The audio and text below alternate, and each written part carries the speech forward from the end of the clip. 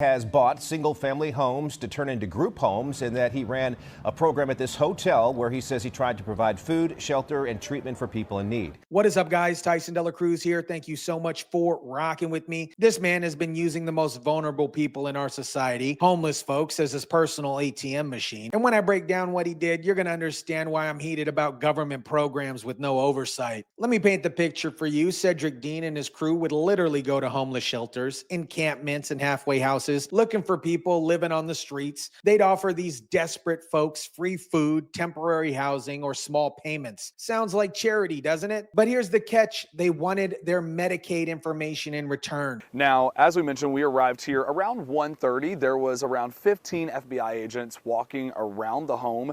A neighbor here says the house was being raided by FBI agents with guns pointed at the house. Now, she says she saw someone in handcuffs, but isn't sure who that was and if they were taken away or not. But here's where it gets absolutely disgusting. Once they got their Medicaid information, Dean would submit claims for services these homeless people never received. We're talking about billing Medicaid for therapy sessions, AA meetings, medical treatments, none of which actually happened. These people were just trying to survive, and this predator was using their desperation to steal from the government. Feds say Cedric Dean Holdings billed the Medicaid program at least $14.5 million from September 2024 to June 2025 and received nearly $9 million.